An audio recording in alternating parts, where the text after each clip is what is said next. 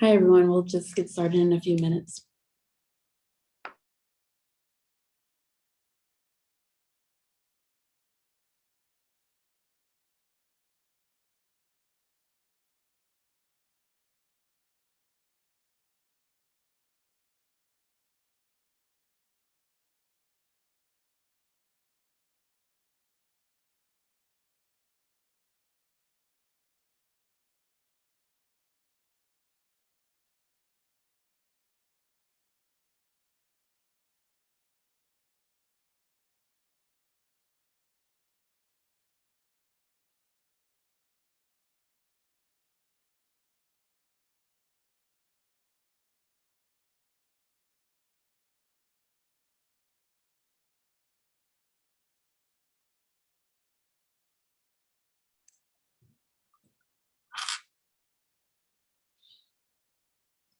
Hi, everyone. I'm Bianca DeCrest, a policy analyst with the Center on Education and Labor here at New America. I am pleased to welcome you all to today's webinar, Leveraging Federal Resources for Career-Connected Learning to Advance Youth Apprenticeships. Today's conversation was jointly organized by Advance CTE and the Partnership to Advance Youth Apprenticeship team at New America. And before we begin, we just have a few quick housekeeping rules. You'll have an opportunity to share what brought you onto this call in just a moment, but you're very welcome to drop some questions for the Q&A throughout today's conversation within the chat. Please note that this webinar is being recorded and the presentation portion of the program will be made available online after this call. Now for the more exciting stuff, I'm going to hand it off to my colleague, Sarah Olmixon, to introduce our PAYA team here at New America.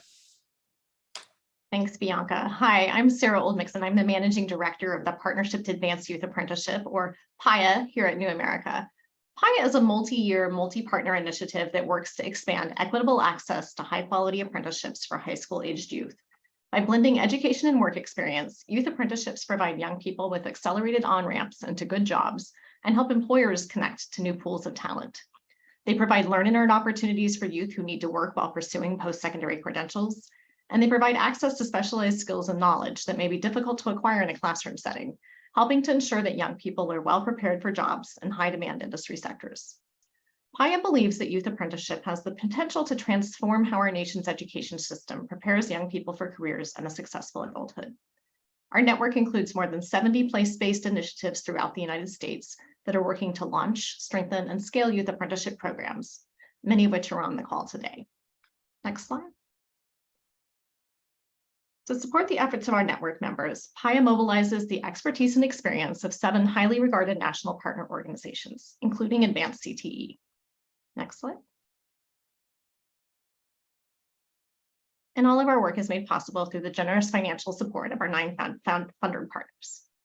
And with that, let's go ahead and go to the next slide, and I'll hand it over to Kate to introduce Advance CTE. Hi, everyone. I'm Kate Kramer. I'm the Deputy Executive Director here at Advance CTE.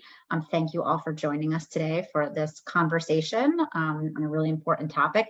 Hopefully you're all familiar with us. If you're not, we are the national nonprofit membership organization that represents state leaders who oversee career technical education across the country. Our members are leaders within state education agencies, community college systems, board of regents, workforce development agencies, as well as at the local level across all 50 states, DC, and US territories.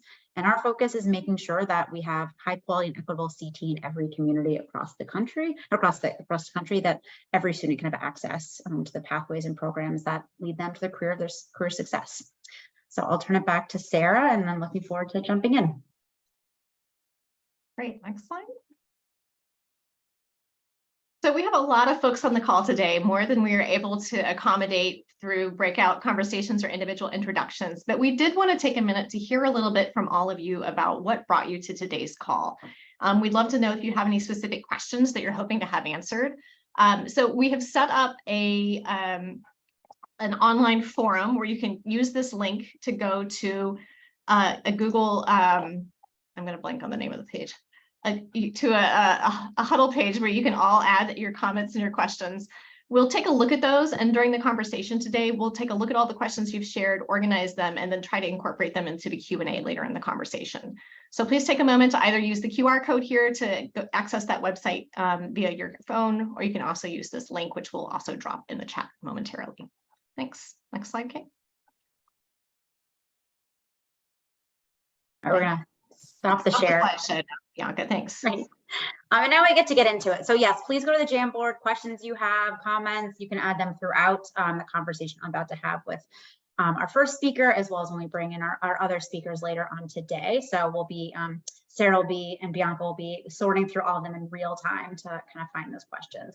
So it is now my pleasure and honor to introduce Luke Rhine, a name familiar probably to many of you. He currently is serving as the Deputy Assistant Secretary at the Office of Career, Technical, and Adult Education in the U.S. Department of Education. Previously, he spent about 8 years in the Delaware Department of Education as the Director of CTE and STEM initiatives, and then his final year as the Associate Secretary for Workforce. Before that, he spent some time in the Maryland State Department of Education and started his career as a teacher at the middle and high school level in CTE. So Luke, so happy to have you here to talk about this topic and really think about how do, we all see the U.S. Department of Labor putting out grants, putting out opportunities for how to fund apprenticeship and youth apprenticeship, but we know there's a lot of other opportunities at the federal level, and as we'll hear a little bit later at the state level as well. So really looking forward to just giving those on the line kind of an opportunity to understand what is out there and really why this administration has been leaning in so heavily and building on the support for apprenticeships that we've seen over the last 2 administrations in particular. So I'll open with kind of a softball question. They're all pretty softball questions. This is not hard hitting. This is about getting information and inspiration out to the field. But the administration has prioritized many aspects of college and career readiness through its Raising the Bar initiative, and then the Unlocking the Career Success Initiative, which is focusing specifically on that career readiness. Love to hear more about how this administration is seeking to expand youth apprenticeship or work-based learning more specifically, and what you see the impact of these initiatives can be on the field. Yeah, certainly. So first and foremost, good afternoon. As Kate mentioned, my name is Luke Rhine. And then just before I jump into the question, just deep appreciation for New America and for Advance CTE for your leadership and support across the field. This work is not possible without a broad set of supports and partners, as many of you know very well. So just again, thank you, deep appreciation for New America and Advance CTE. Yeah, so I think there are a couple things. So first, earlier this year, I hope that you saw Secretary Cardona launch the Raise the Bar, Lead the World campaign. In that campaign, there are really 6 key initiatives that kind of center how we're thinking as the administration around K-12 education. One of those 6 is the Unlocking Career Success Initiative, which really is a joint agency partnership that seeks to reimagine how high schools prepare youth for higher education and entrance into a career. And there isn't a better idea than youth apprenticeship in terms of how we build and bring together systems that support young people in terms of their transition beyond high school into both the labor market and into higher levels of education. So if you haven't checked out the website, it's Unlocking Career Success. You can Google it. It's pretty cool. There are lots of resources and information. All of the tools that we're going to talk through today are actually posted on that website, which I can throw in the chat when I have a minute. So again, it's a good backdrop. It's a good reference. So within Unlocking Career Success, there are really kind of 4 pillars that we're seeking to support and engage in terms of high school reform. And these are not new initiatives, new ideas. They are existing pieces of policy that many states and communities across the country have built into the identity of school systems. Our hope is really to build off of the work that exists in the field and make sure that these opportunities, these 4 policy levers, are universal, irregardless of the high school that you attend or in the community in which you live. The 4 pillars are really around, the first is around dual enrollment. So we're seeking to expose students to early college coursework through both academic content as well as technical content. The second area is around paid work-based learning experiences. So really making sure that young people have the opportunity to develop themselves and their craft, both in the classroom and in the workplace. The third area is around support for industry credentials. So ensuring that young people have the tools and resources that they can communicate with employers in terms of seeking employment, as well as an articulation of their skill and competence. And then the fourth policy area is around student success and career navigation. So it's really around making sure that young people have kind of a multi-tiered system of supports as they navigate high school and higher education and opportunities to enroll in registered apprenticeship programs. So when I think about youth apprenticeship in context of those four pillars, essentially youth apprenticeship cuts across all of those four pillars. So first, very strong youth apprenticeship programs create opportunities for youth to essentially align their instruction in high school with the RTI component of a registered apprenticeship program, which can also carry, college coursework that's attached to it. So kind of checking that dual enrollment box. And as I think about dual enrollment within the context of registered apprenticeship, we're really kind of seeking three things here. So first, it's the student earning high school credit. Second, it's the student earning credit within a post-secondary institution. And then third, it's making sure that that instructional time counts towards RTI or related training and instruction as part of a registered apprenticeship program. So it's really a kind of a tri-credit model, which is really neat. The second, and the hallmark of apprenticeship is on-the-job learning. So it's really making sure that on-the-job learning connects to strong work-based learning programs that exist in schools, and really making sure that learning takes place both in the classroom and in the workplace, and that essentially, again, students have the opportunity to be paid while they are learning on the job with wage increases over time. And then the third area around mentorship. Really, I think what's wonderful about youth apprenticeship is it creates a system of support for the young person, both in the classroom and on the workplace. So, the strong partnership and relationship with school counselors and instructors in the classroom, as well as a strong relationship with an employer, sponsor, and advisor on the job site. And that kind of dual guidance system, I think, is necessary to help young people really, establish their identity as well as their work trajectory. And then the fourth area, again, is all hallmark of registered apprenticeship, which is around industry credentials. And essentially all registered apprenticeship programs lead towards a national recognized credential. And again, this is a strong signaling of skill alongside of work experience. So I think registered apprenticeship, youth apprenticeship specifically, fits well within the Unlocking Career Success Initiative and what we're seeking to support as an administration.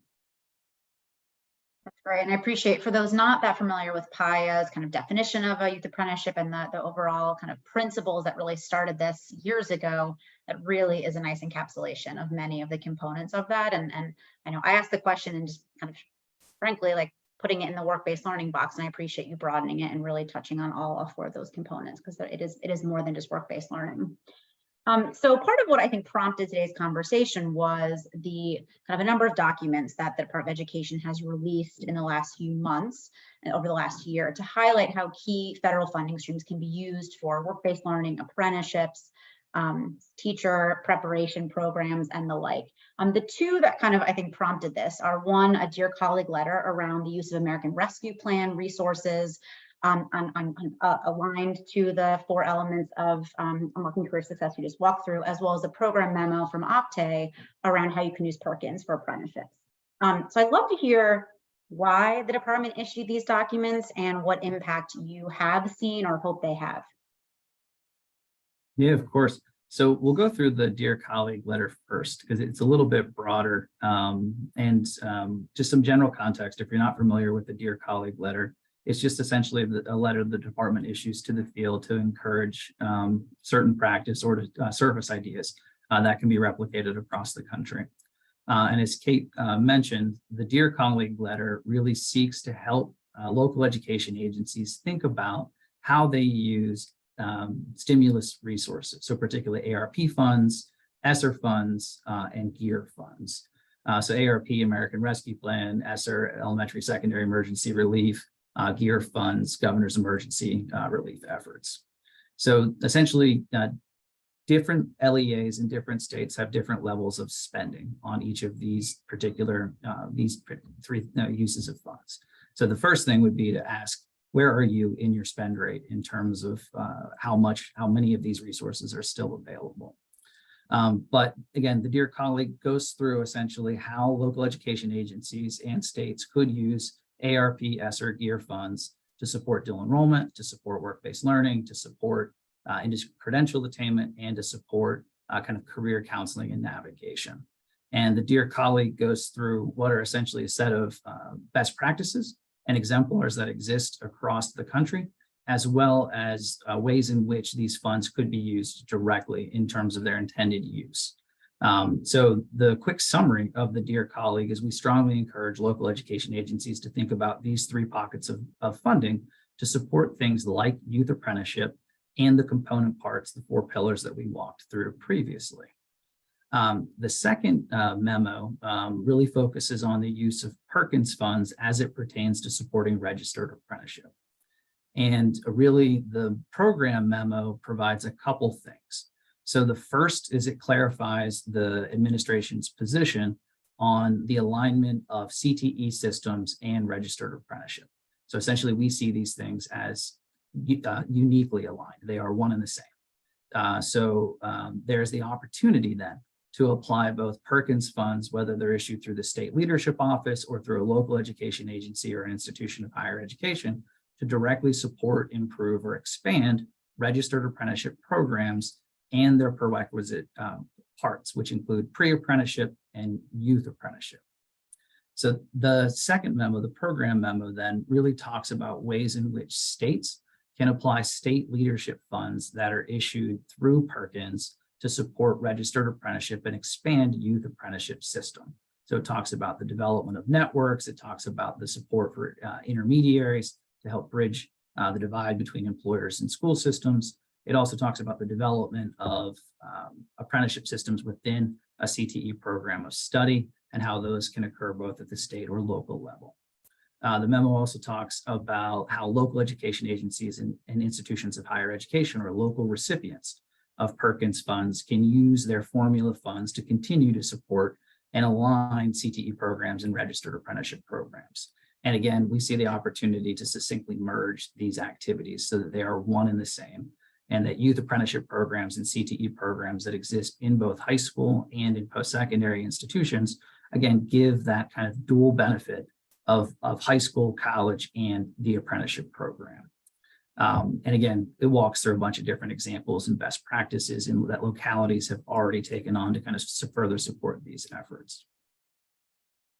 Yeah, I mean, something that I really appreciate about in your comments and in the memo itself, because I think those of us who've been around the PAYA table in this space, like the Advance CTE position always been, like, have these two systems work in concert? Like, why we should not be having apprenticeship and CTE competing for learners, competing for funding, competing for attention when they have such core purposes that are fully aligned. And if we really want to build this broader cohesive ecosystem, then they really do need to be braided together. And also just to call out the two of the state examples in the memo, Kentucky and Maryland, are two we lift up all the time because all of their youth apprenticeship programs, whether youth apprenticeship in Maryland or the track program in Kentucky, are state approved CT programs of studies. They're able to access CT resources, count against Perkins accountability, but also access kind of the full infrastructure of the CT system while going above and beyond by adding some of those additional elements, additional work-based learning components. So appreciate, and obviously, as we know, Perkins is a very flexible law, so it gives a lot of options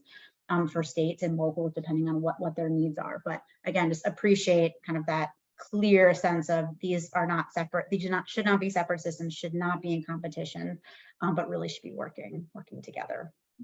And supporting, right, whatever a state's goals is, right, for having those outcomes, for creating the best program they can. Yep. And to your last point, Kate, I really think it's important that states talk about apprenticeship and Perkins and CTE within the same context. The memo also talks about some policy levers that states have available to them, particularly through their Perkins state plan. So essentially each state is able to describe like what falls within their CTE program of study, which can include registered apprenticeship programs and youth apprenticeship. It also talks about how states define what is referred to as size, scope, and quality of CTE programs. So again, as your states and you think about the kind of the blending of CTE and registered apprenticeship, particularly youth apprenticeship, those are two specific policy conversations that you may want to have at the state level to make sure that there is continued support and alignment. Yeah, I mean, I really feel like the youth apprenticeship conversation has actually driven this alignment a little bit more, because historically, yes, there's a post-secondary level, but you think about the original kind of the American apprenticeship investment, it was all for 18 and above, right? It was very focused on post-secondary, on adult registered apprenticeships. We'd go to those meetings, work with NGA, and no one knew anything about CTE. No one had had the conversation about that alignment. And I think that's really changing. And in part, it was we're moving into the high school level, starting these conversations earlier. So it's just gratifying to see, and where it goes, that we're just creating more opportunity, not creating silos of opportunity. Yeah, totally agree.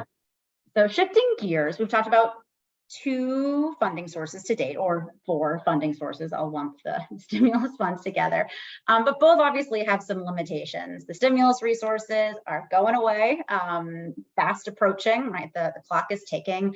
And Perkins, while a very powerful law, a law that we obviously love at Advance CTE, is relatively small. I mean, I think we put a lot of importance behind it, but it's just over $1.4 billion in terms of how much is being granted down to states and then granted down to locals. So comparing that to some of these other federal investments, a sliver.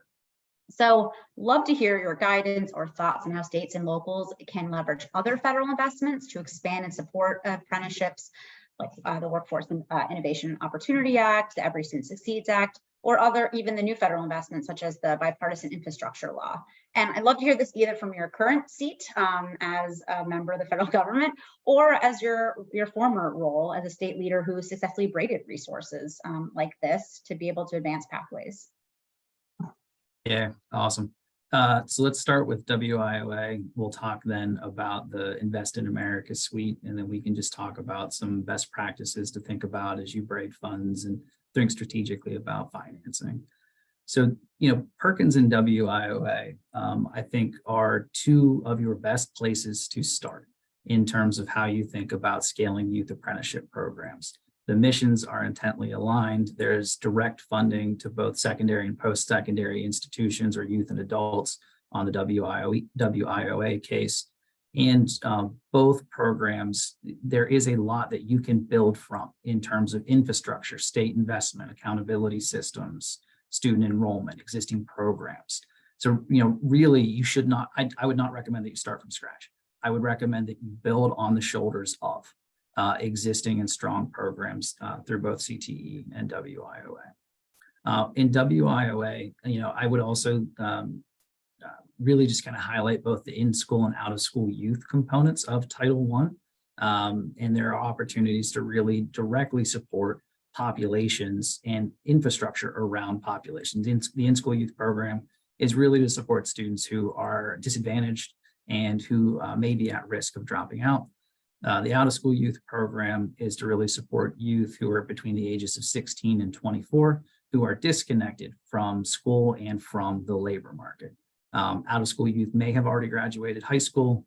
They may not have, they may have withdrawn or dropped out. But again, these are ways in which you can provide programming for targeted populations of youth, and youth apprenticeship is a strong way in which we can re-engage young people to re-enroll in some form of formal education, as well as to enter the labor market, which is exactly what students want. They want opportunities to kind of be dually exposed to both kind of the furthering their own education as well as workforce participation. The other areas that I would highlight on WIOA are really Title IV. So Title IV specifically is around vocational rehabilitation. And one of the things that I would emphasize with voc rehab is 15% of your state's voc rehab funds are required to be spent on what are referred to as pre-employment transition services. So these are services that directly support youth with disabilities to continue their education and to enter the workforce. It could be transportation assistance, it could be assistive technology, it could be expanded counseling services, right? Voc rehab is very broad in terms of like how those funds could be applied. But there are a number of states that do not spend the required 15% on pre-employment transition services. And those dollars are actually recouped at the federal level, and then they're reissued to states through what's referred to as the Disability Innovation Fund. So if anybody has any interest, there is a funding the Disability Innovation Fund is a live application on the department's website right now. So if you wanted to expand youth apprenticeship programs to specifically support students with disabilities, this is a $250+ million pot of money that is essentially just recouped funding that was not spent in states. So again, strong encouragement to look at the Disability Innovation Fund, and strong encouragement to think about like WIOA as a way in which you continue to braid sources, and Perkins as a place where you can really start to build that kind of federal bridge and funding structure for youth apprenticeship. The other kind of pieces that I would highlight, there are 3 very large pieces of federal legislation that are going to dramatically impact labor markets and economies across states. So the Bipartisan Infrastructure Law, the CHIPS and Science Act, and the Inflation Reduction Act. And these 3 pieces of legislation together are referred to as Invest in America, or IIA. So across those portfolios, you're going to see strategic investments. There are dollars flowing today to support industries, transportation, to support manufacturing, to support energy, to support transportation and logistics, to support many different industries where youth apprenticeship and registered apprenticeship have both a historic foothold, but can also expand and grow.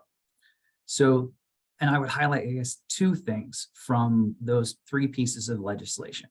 The first is those dollars are going to flow through both formula and discretionary grant programs.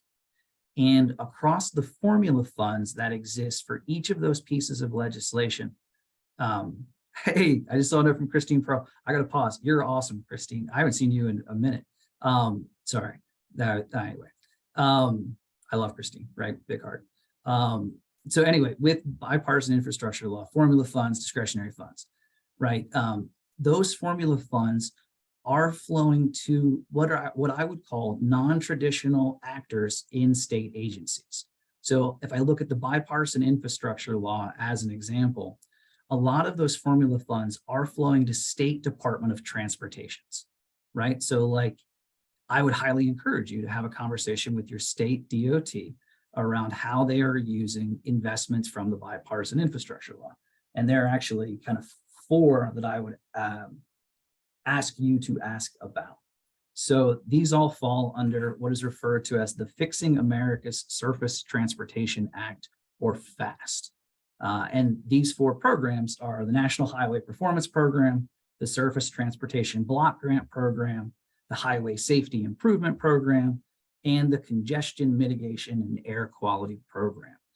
These are not traditional funding sources for education and training, but what's important to note is education and training is an allowable expense through all of those pieces of legislation, which means your state has the potential to position those formula funds to dramatically scale registered apprenticeship and youth apprenticeship programs. And again, CTE programs fall in that bucket that align with those industries. And the uses of those funds are very broad. So, and again, I pulled this down from the legislation itself. They can support things like tuition and direct educational expenses. They can support things like student internships. They can support pre-apprenticeships, registered apprenticeship programs. They can support university, college, and vocational schools. They can support educational activities, which include outreach, promotion, coordination, as well as transportation. And they can support things like aligned education and workforce services, or targeted outreach, or other types of targeted partnerships that promote, continued economic development and opportunity. And the reason I stress the formula funds so much is because your state is guaranteed to receive those funds. If you can create and craft a youth apprenticeship strategy using formula funds as your backbone, you can really move very quickly because it's guaranteed money, and it's making sure that you're applying those funds appropriately and directly into your education and training system. The other thing that I would stress, and why it's important to look at formula funds, is if you're smart about how you use those formula funds, your state will be setting itself up to apply for other discretionary dollars. You're essentially then able to craft a narrative. You're able to have an articulate plan that you can use as your basis of applying for other discretionary grants or other discretionary funds under each of those existing programs. And that just, again, further bolsters your effort. So really, I guess what I would say in context of bill, IRA, and CHIPS is make strategic use of those formula funds that are directed to your given states so that you can both improve the infrastructure and relationships across partners that we know are essential to youth apprenticeship, state agencies, local education agencies, institutions of higher education, labor management organizations, and employers specifically. But if you can build that narrative with those formula funds, you will also strategically position yourself for discretionary grant programs and telling your story, to attract additional dollars to support these efforts. Right, lots yeah, so I see a question. Can we put together a list? Yes, I think it's already on our list. So Tony, good question. Luke, thank you. I've got more questions. We're at time. I wish we could keep going, but there's also a ton of questions on the Jamboard, coming in the chat, coming in the Q&A. So I want to make sure we give, I can pick up the phone. We can talk anytime. I want to make sure the folks joining us today, they're giving up their precious hour, have time to get some of their questions in. So thank you so much. We'll circle back to you in a little bit. So to bring a little bit of what Luke just shared to life, we have asked 2 state leaders to share their perspectives on how they're leveraging a range of federal and state funds to support work-based learning and youth apprenticeship specifically. We're hearing from 2 great leaders in Rhode Island and Indiana, states with really robust work-based learning systems in place, who are always looking to improve, scale, and expand. So why don't we start with Julissa Dissu, the Director of Youth Career Readiness Programs at Rhode Island's Governor's Workforce Board. And we just asked them to each speak a little bit about their system, the funding they're using, what lessons they've learned, and what others can take away. So I will hand it over to you. Thank you. Thank you, Kate. Good afternoon, everyone. Like she mentioned, my name is Julissa Dissu. I'm the Director of Youth Career Readiness Programs at the Governor's Workforce Board in Rhode Island. And for those of you that are unaware of who we are the primary policymaking body in workforce development matters in the state. And so we make sure that we are evaluating, coordinating, funding, education, employment, and training programs that increase the skills of our workers in the state, and then addressing our business needs. So a little bit about our system and the support around work-based learning, particularly around youth apprenticeships. So we developed an approach to support our K-12 students, and it's fully compatible with youth apprenticeships. We have several schools that are providing students the opportunity to participate in apprenticeships in high school. 2 of them, one of them is the Providence Career and Technical Academy, and then the other is our New England Laborers Charter School.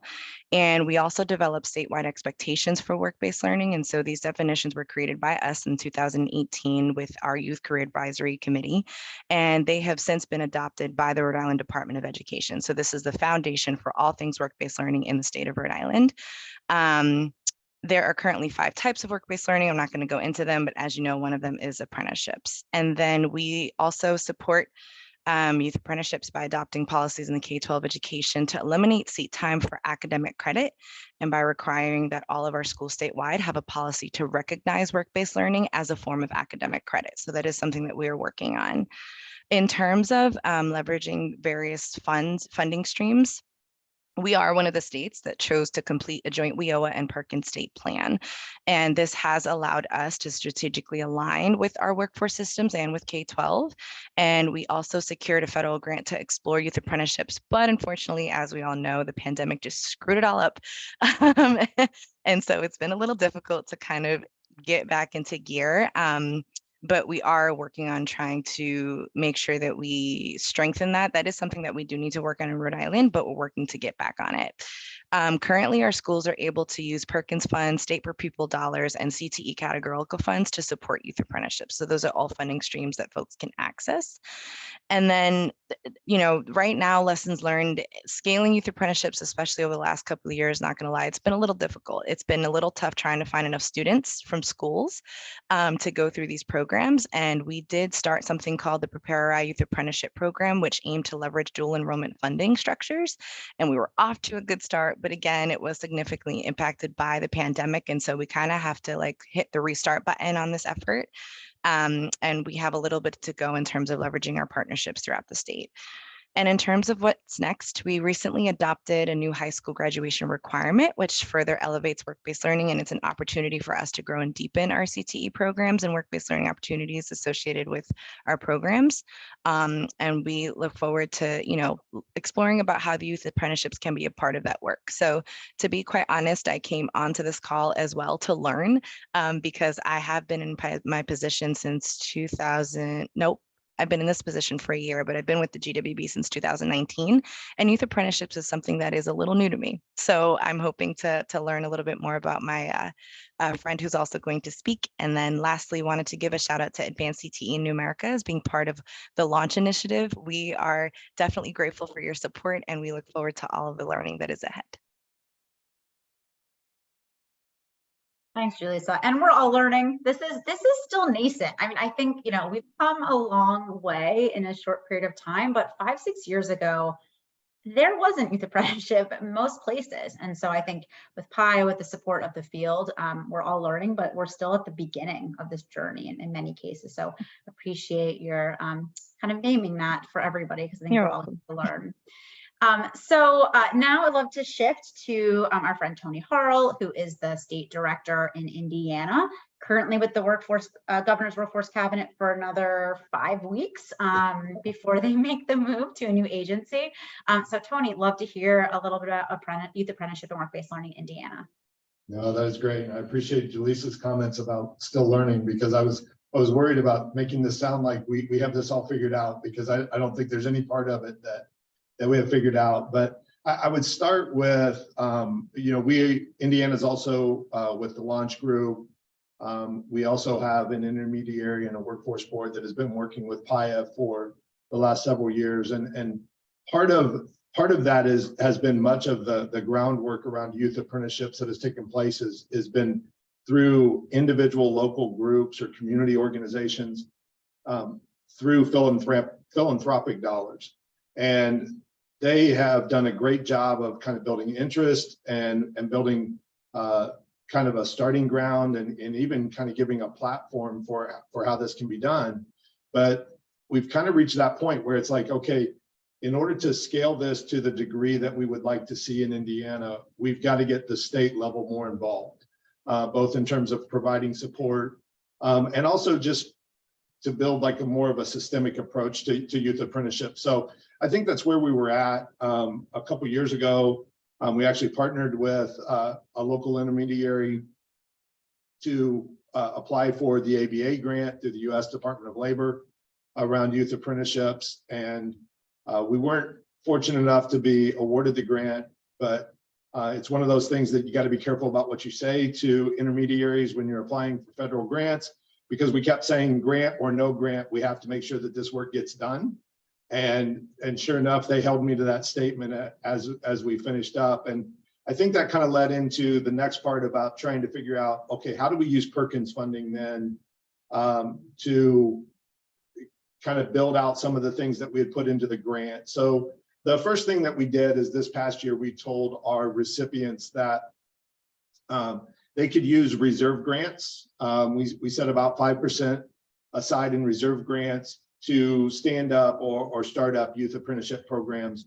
Unfortunately, we did not have any takers. And I think there's a real reason for that, is because I think it's still really unclear to some, like, well, how would we stand it up? Where do we even begin? If they're just trying to figure out internships, that kind of becomes an issue. So that kind of led us into the next way that we've started to use some of our Perkins leadership funds that Luke mentioned. And that was, we actually formed a partnership with the same intermediary that we applied for the grant with to not only help us develop like model program guidance, which we continue to work on, which we hope will be kind of like a step-by-step on like, how do I actually do this?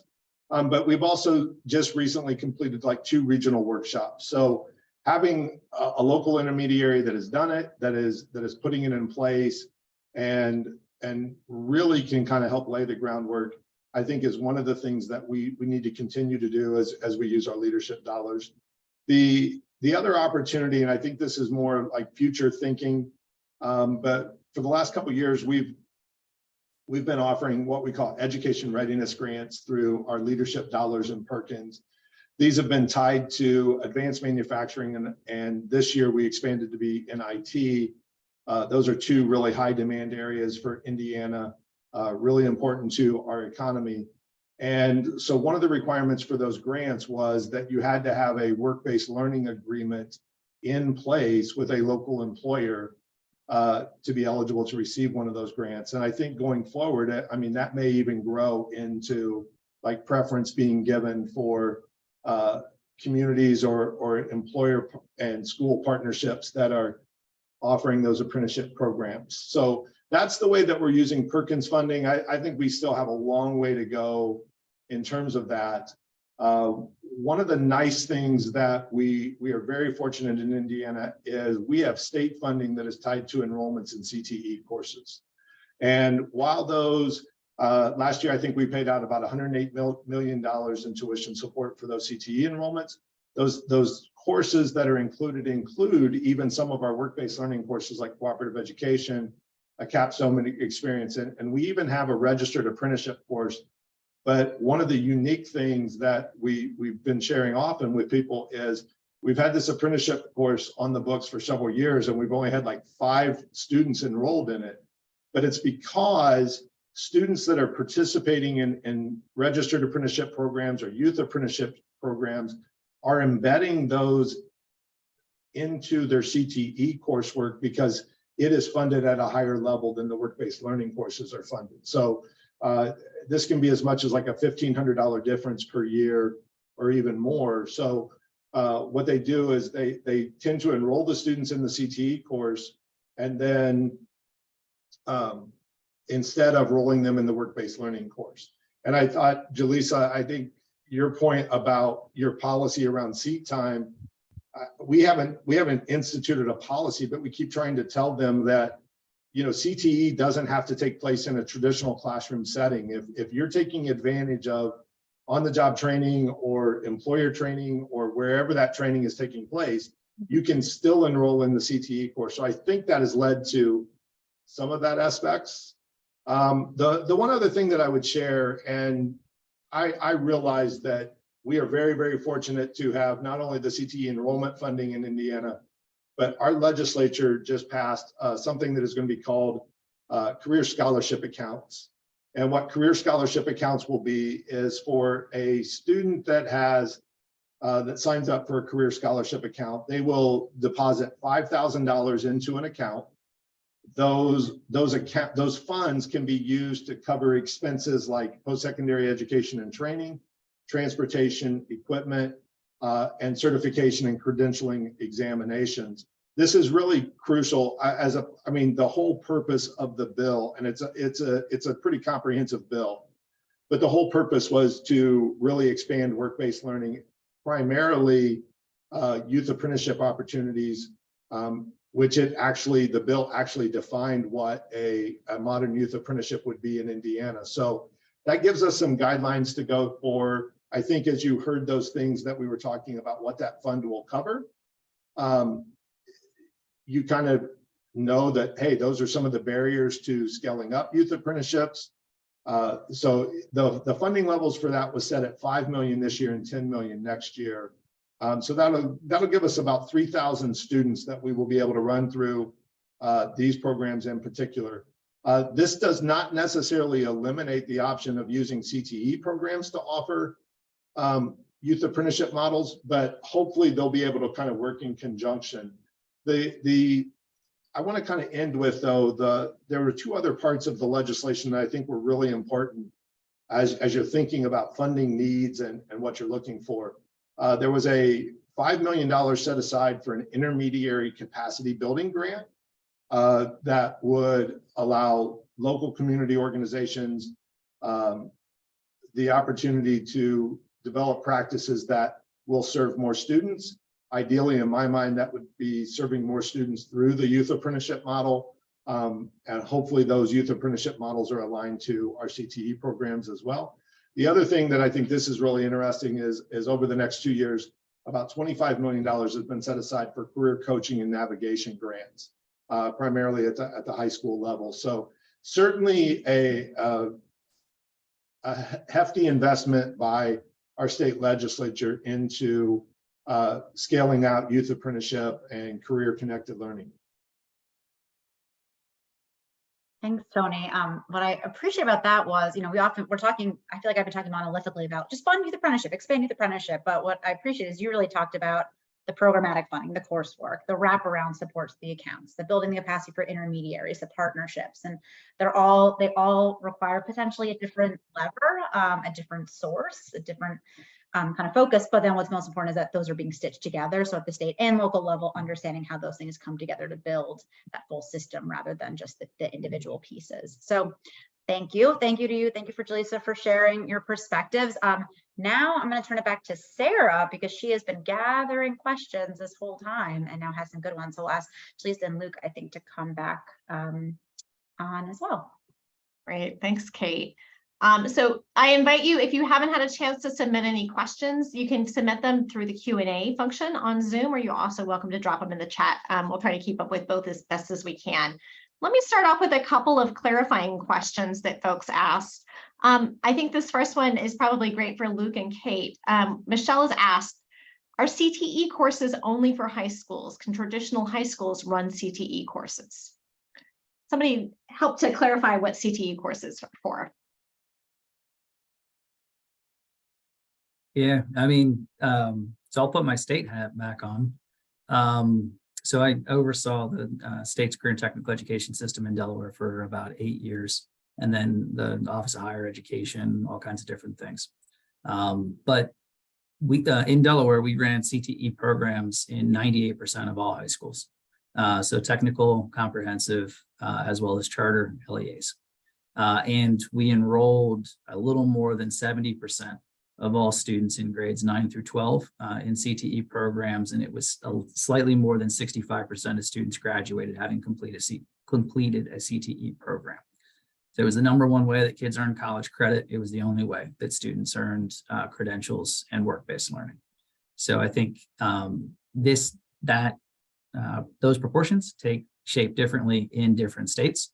But I would strongly encourage you to think about how you create opportunities for every student, irregardless of the high school that they attend, to have access to both strong youth apprenticeship and CTE programs.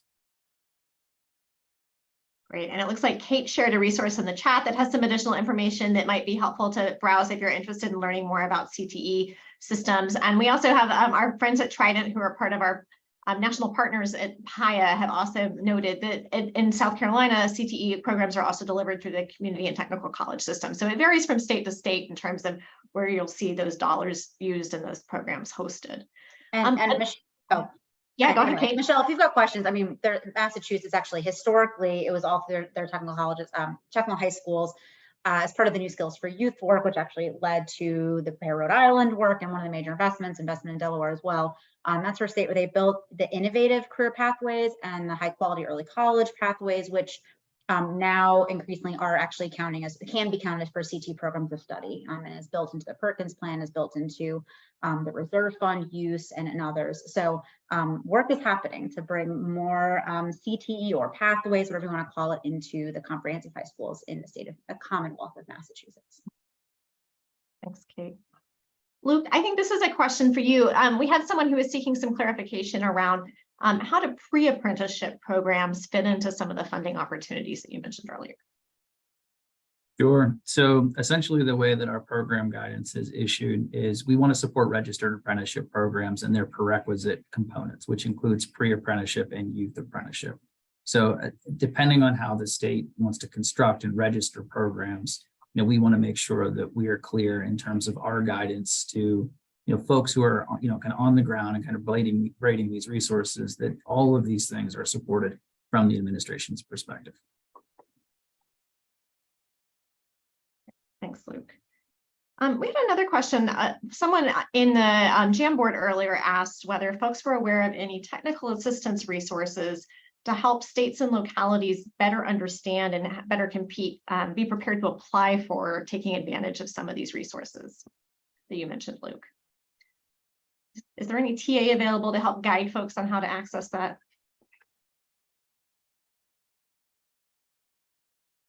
Yeah, I would love to say yes. I can share my experience again at the state of Delaware. It was essentially a series of trial and errors. And initially starting out, there were more errors than successes. But, you know, we had our philosophy was very clear. We wanted to first use the resources that were appropriated to us strategically and with intentionality around our narrative. We wanted to second, think about federal resources differently, how those resources were braiding together. We wanted to focus on people, frankly, not programs, but individuals who were the recipients of those services, youth, adults, right? You name it. So we wanted to braid our federal resources. And then the third thing that we thought about was where we could strategically acquire resources through philanthropy, through grants, through other types of partnerships, through our legislative agenda. And we felt like our narrative had to have all three if we were going to be successful in securing private funds or, you know, in partnership with our legislature to expand different programs, those types of things. We had to be able to essentially tell that narrative. And then the best advice I can give you in terms of like applying for federal grants and different things like that is that it does take practice. You first have to have a story. Secondly, you have to have some expertise here. So then that really is learned through just experience and routine. But I think like if we want to get a little more brass tacks, I'm happy to schedule like a separate webinar and we can talk about a whole bunch of like, you know what I mean, in the weeds types of things. And we can really get into a bunch of best practices because there are folks who have figured this out. And it is powerful if you have a strategic financing component as part of your overall vision for how you scale your youth apprenticeship model. Like it is very much something that you should spend time on in terms of getting good at. Thanks, Luke. And I would just add, there's lots of national intermediary organizations like Advance CTE that try to provide great insights into folks when opportunities come available. So I think those are worth keeping an eye on.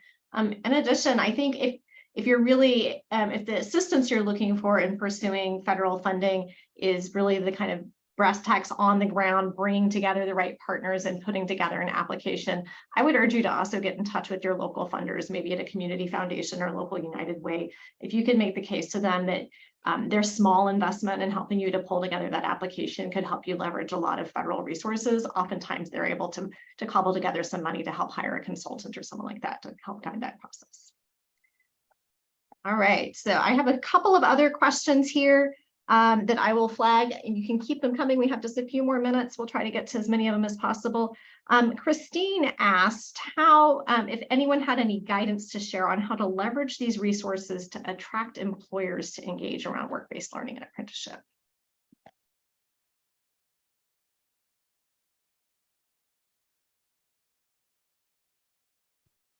I think I could speak a little bit to the work-based learning piece, maybe not the apprenticeship piece. But in the state of Rhode Island, we do have pretty solid relationships with our employers, and a lot of it is conversations, like literally basic, authentic conversations. I know it sounds a little like duh, no brainer, but that really is the foundation of a lot of how we operate in Rhode Island. We're very relationship based. And I think it's also making sure that you are relaying the intention behind why you want to build that relationship with the employer. And at the end of the day, our kids are going to be here, you're not, right? We're getting older. They're gonna soon, this young workforce is going to replace the folks that are currently doing what they're doing. And so a lot of it is, what is the buy-in? And the buy-in is that you are creating a pipeline and a pathway to get these kids into these seats so that this beloved work that you've been doing for however many years, it doesn't go away. And so I think it's a lot of storytelling, and it's a lot of getting the kids in front of our adults that are working with them, and also making sure that they see the return of investment. That's really what a lot of employers usually talk about when I've worked with them. And then the other piece too is, recognizing that we are asking a lot of our employers as well, right? There's only so many employers, and they're kind of being, asked to do a lot of things at the same time. And so it's, how do we make sure that we leverage the spaces that that they're already in, and create pathways and pipelines that way. So Christine, I'd offer you three things. So my experience at the state level, we actually paid employer associations to recruit employers to participate in youth apprenticeship. So we essentially made it financially advantageous for them to participate with us. But we did so through associations to leverage like their also shared interest in recruiting employers into their association, right? So partner with folks who are already trying to gather more employers into their ranks, right? The second is, you're a school system and you're a big school system. So you have a whole lot of subcontracts and financial authority, right? Leverage your contractual relationships with your supply chain to require partnership around apprenticeship or work-based learning. You know what I mean? Essentially make it grant, contract condition E, hire students, right? Like you have that ability as the director of that contract. And then you're also a large school system. So I think about like in terms of teacher apprenticeship and other things along those lines, how it's strategically to your advantage as a local employer and one of the largest local employers to model this practice. Tony, I saw you come off mute there too. Do you have something to add? Yeah, so I kind of forgot that one of the other things that we did with some of our Perkins funds this spring was we actually partnered with an industry association kind of intermediary group to provide ambassadors in different regions with this specific goal of trying to figure out or make contact with employers, talk to them about what work-based learning is, and eventually hope that leads to commitments. I think the big challenge for that for us is going to be how do we make that sustainable going forward? But we certainly know that regional, local connection is essential to that.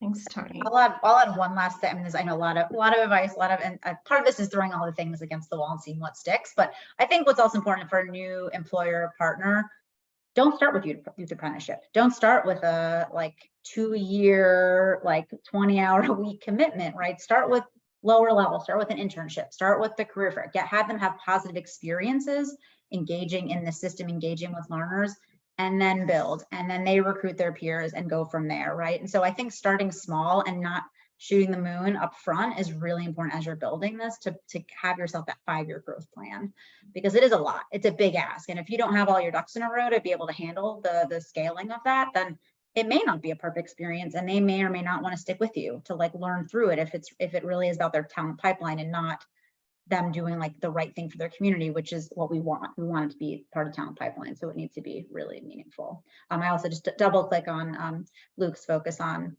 using the public sector as an employer, because I think we don't think and don't leverage our schools, our communities, our libraries, all the key, particularly in rural communities, that can and should serve as employers in the system. Thanks. We are almost at the hour. We have just a couple of closing things before we wrap up. I apologize we didn't get to all of your questions. There were a lot of questions about more general questions about how to design and grow highly effective youth apprenticeship programs in their community. And if you're interested in learning more about strategies and accessing tools and resources that can help you to think about how to do that successfully, I'd encourage you to visit the PAYA website. It's newamerica.org/PAYA. To browse some of the resources that we have available that New America and all of our national partners have helped to develop, or to get in touch with us, and we'd be happy to share more information on how to approach that work. Kate, do you have anything you'd like to share before we wrap up? No, just thank you all for your time, your engagement. We'll look at all these questions, and as we shared, we'll make this available on our website. So share it with your colleagues who are not able to come. And thank you to our speakers, to Sarah and the rest of the New America team for being such a wonderful partner. Great, thanks. And I will highlight just one other opportunity that may be of interest to folks on the line that we have coming up. We have partnered with the National Governors Association, which is another one of our PAYA national partners, and we'll be hosting a policy academy focused on youth apprenticeship over the course of the next year. The applications for that policy academy is currently open. If you're interested, please get in touch with your governor's office in your state. Those applications are due on June 9th. There's more resources available on our website. There's a link and a QR code on your screen for that. Thank you so much for joining us. Thank you to all of our guests for taking time out of your day to share your insights with us. I hope everyone has a great afternoon.